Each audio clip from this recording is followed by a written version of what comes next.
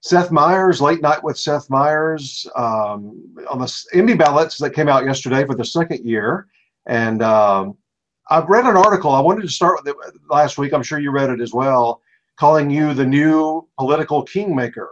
Yeah. What do you think about that? Well, it was very, I think the question was, am I?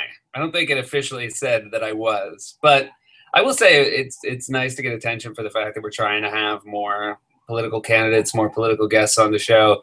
That's something that I'm drawn to. And we always find that those are the sort of guests, the sort of episodes that get a little bit more attention. So we'll continue to do them as long as we can get the guests to agree to come on.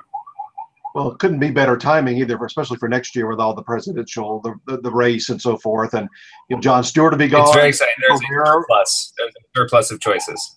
Well, I hope they will, because I really enjoy your interviews, whether they're entertainers or whether they're other people, because you really are one of the few people I've found in late night, especially, that really pays attention.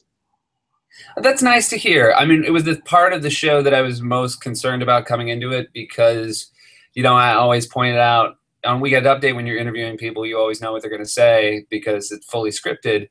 But I think one of the nicest things about the job has been that, listening is a skill you sort of have to have in comedy. You certainly have to have as an improviser, which was my background. And so reminding myself to listen has been one of the easier parts of the job. But I do feel like it makes for a better interview.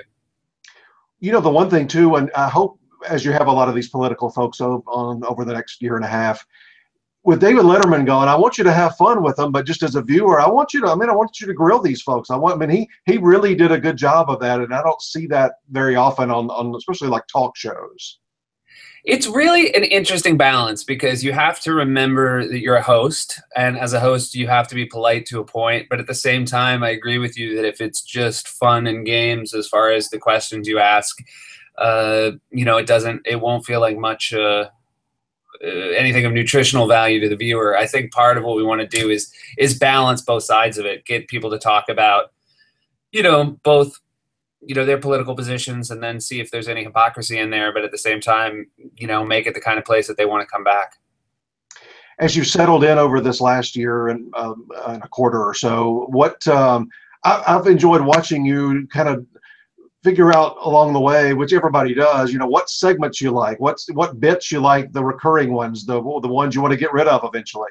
What has that process been like for you, just kind of figuring those things out? Well, it's so, when you start these things, you have such a survival instinct. You just want to get the show on the air. You want to get through it. You want to feel that you're at a place where you're going to be able to keep doing the shows. The network's going to let you keep doing the shows. And then all of a sudden, one morning you wake up and you start value judging the stuff you do. And you realize there are things you're doing that you don't want to do anymore.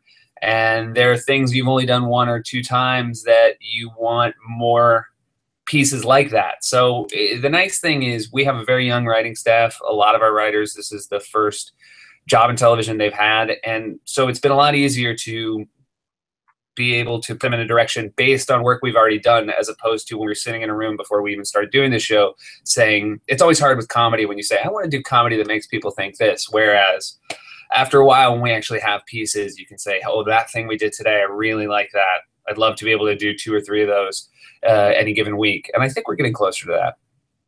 Any particular favorite among the recurring bits? I really like You Burnt is a very fun thing for me. We're trying to do that every other week. It's just jokes, which I like telling jokes. Back in my day, is a really fun piece that has a very small performance element, and I can only handle very small performance elements, so it's right in my comfort zone. And but for us, one of the things moving forward that's also been a lot of fun is trying to write day of pieces. Today we've got a show tonight. Donald Trump announces this afternoon. All of a sudden that becomes a story where you want to be the kind of show that can say something about that on any given night. The other thing I like, I'm just full of praise here. Maybe I should get into some of the other things too, but well, there's a lot of the other things are criticism, please. No, another thing I like though is story time with Seth. When you come back from a weekend and you've got a big story from that weekend, or you've been on a trip and you're talking about your brother or your parents, or those, very few people can really deliver that kind of stuff the way you do. And I like I like that approach. I hope you enjoy doing that and you get good feedback on those. I really enjoy doing them. We get great feedback. Sometimes the only pressure is when nothing interesting has happened. So it's going to be Monday and you'll show up and your producer will say, we'd love it if you had a story. And they only work when they're authentic. So, to be honest, my wife loves it because it's forcing me to go outside of my comfort zone in search of anecdotes. But it's nice. My dad, I would argue my dad is the world's greatest storyteller. I grew up listening to him talk about, his life and his experiences. And it feels very comfortable, when you get out of the monologue and you can sit down and you can actually say a thing that only you can say. It is a nice way to get the show started. Another thing I hope you will continue and do, I guess you have to kind of spread these out, but the second chance theater, I hope that will continue to pop up here and there. They are a little bit harder to pull off than we had originally thought, but we have a couple on the docket as long as we can get the cast together. Both Sudeikis, Forte have a couple other great options. But it is a really fun thing to do. Obviously my time at SNL was very formative for me, and it's really fun when old cast members, especially the cast members that I shared time with, come back. But it's even more fun when they do something like that we were both there for, sort of the shared history of how that comedy did not work. Well, with the history of that show, it may be that, you could reach back even beyond your years and find some other cast members that might like to do that. Yeah, I'm sure a Jim Downey or a Senator Al Franken probably have a few pieces they'd love to blow the dust off. A couple of awards related questions I wanted to ask you about. You hosted the Emmys this past year. Kind of rate it for us. And from your perspective, was it good, great? Could use some work? What did you think? I feel like it was a good hosting effort. I enjoyed doing it to a degree. It's a lot, in a weird way. It was a little bit more exciting to do something like the White House Correspondents' Dinner. Coming out for the Emmys, you're very aware that as a host, you actually are only responsible for a very small part of the evening. And almost as soon as your monologue's over, the show takes on the DNA of whoever's winning the awards and what the shows are. I feel like for the past few years with the Emmys, one of the criticisms has been that it feels like the same shows are winning every year, which then makes the night feel a little bit less exciting. Even when I feel like it'd be very hard to complain about the shows that are continuing to win. But, I really like doing a monologue. I really like doing the thing I did with Billy Eichner, which was great. And he was a delight to work with. But for me, it was one of those things when it was over, I will admit that I was kind of happy that I got to just go back to start doing my show again. Well, yeah, that's a lot more work than people realize, just the weeks preparing. Would it be something you would want to do again?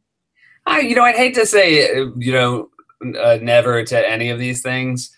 I will say I'm very happy. It's one of those things where you can't even be in the running unless your network is the one to have it. So you kind of get to take a breath. It's every 4-year thing for you. Exactly. Then nobody's even think to ask me for another 3 years. So I will say I'm happy about that.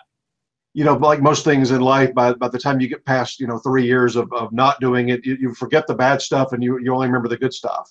I think that is a very, very valid point.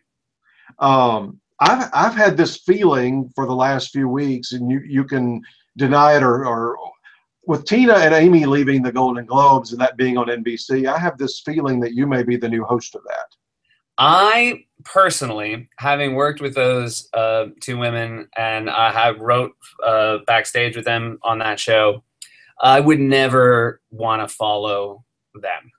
I think that sometimes you just have to. I think the Globes would be a really fun show to do, but I really tip my cap to anyone who takes it on in the years. Somebody's going to have to. Somebody will have to, but it will not be me. Well, in addition to your show, you're on the Emmy ballot, for writing the Globes. You could win an Emmy for that. Yeah, that would be nice. I would, for me, the thrill of doing that versus other jobs I've had over the years is anytime you can sort of have a reunion with people you used to work with before, coming back and getting to write jokes for Amy and Tina again was worth more than any award we could win. With that said, I really hope we win one, and I think everybody should vote for us. Well, speaking of winning Emmys, I apologize. I can't remember who it was. You had somebody on a few months ago, and you got tickled about the fact that you had won. Your only Emmy was for music. Yes. They had won something for acting or something like that. I don't know who that was, but I can't remember either. But yeah, we John Mulaney, the great John Mulaney, and I won a song and a music and lyrics Emmy for writing a monologue song for Justin Timberlake. Yeah, that's your Emmy. That's my Emmy. It turns out when my name is on the same, when you can both tick Justin Timberlake's name and I'm in just the tick zone, basically like that vote also counts for me. That turns out that's how I best win Emmys. I love that you mentioned the White House Correspondents' Dinner too. I had Joel McHale on Friday, and he did that a couple of years ago. Yeah, he was great.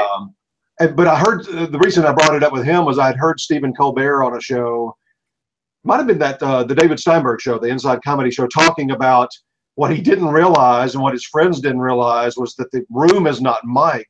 So while he heard tons of laughter standing there doing his thing, when he talked to people at home after who were watching it on TV, thought he was bombing.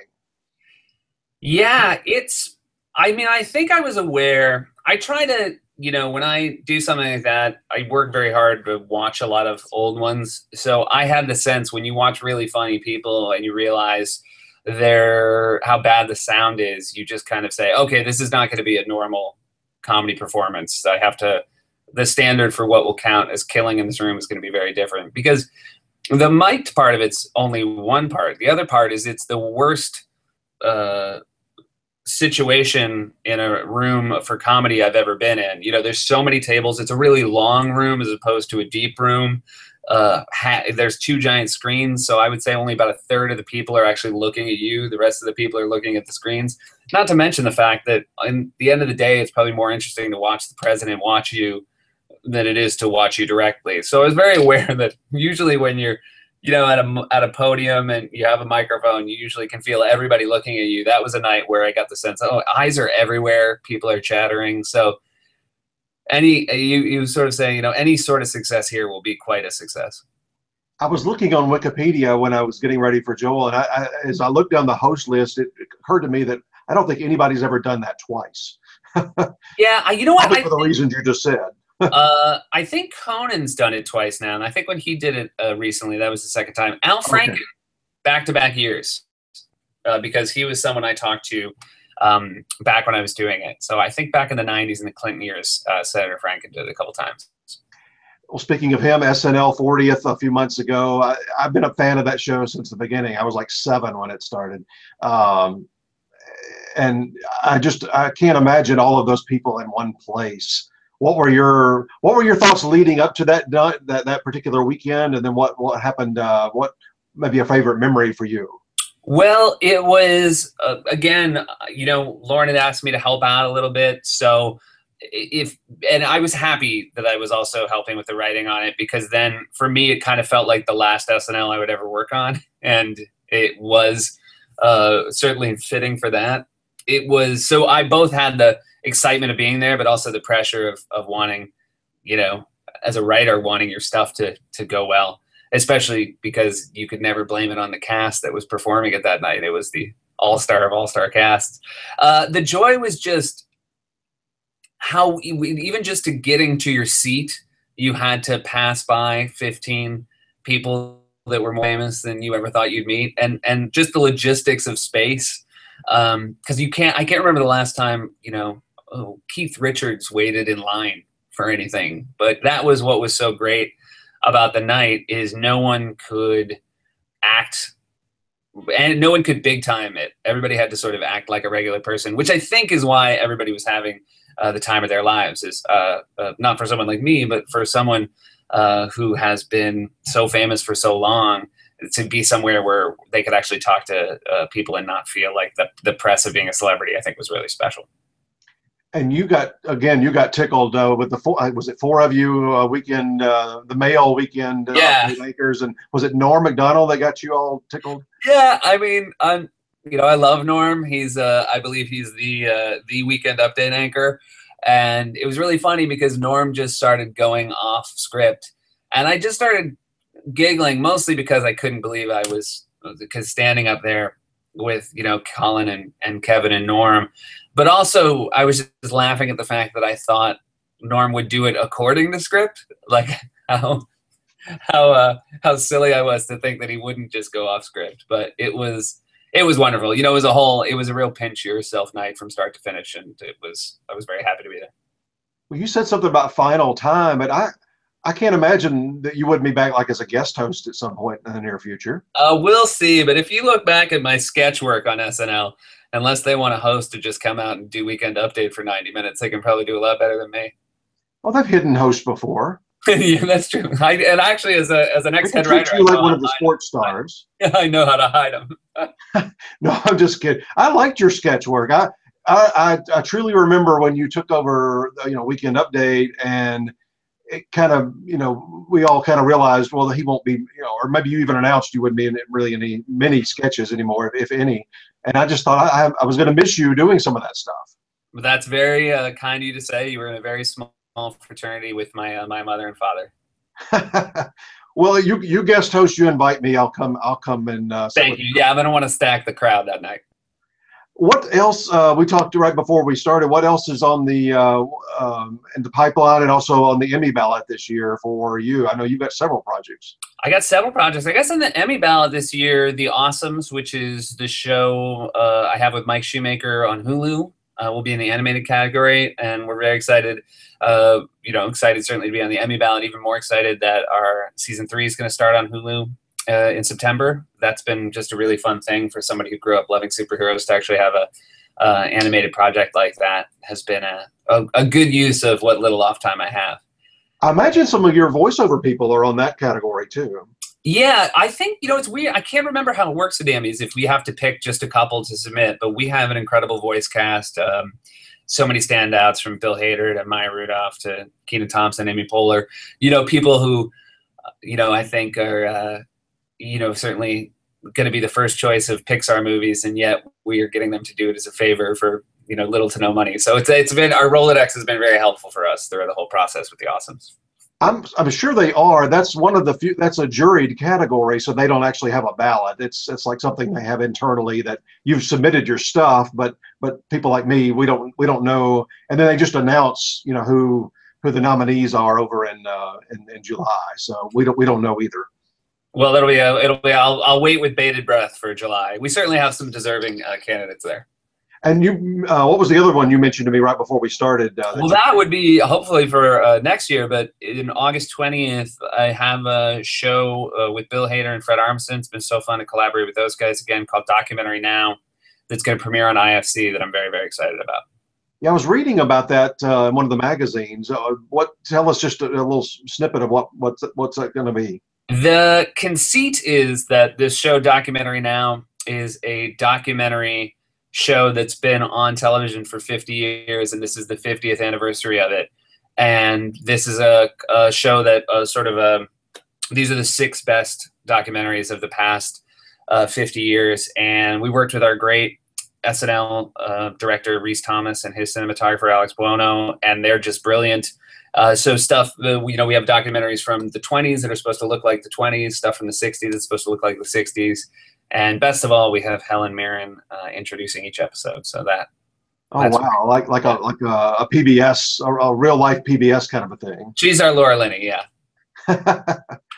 Well, it's been a real pleasure. I've been a fan of yours for a long time, and good luck on all of these different categories. I hope you're able to get some of those nominations. I thank you very much. I really appreciate it, and we're going to get you in the audience when I host SNL.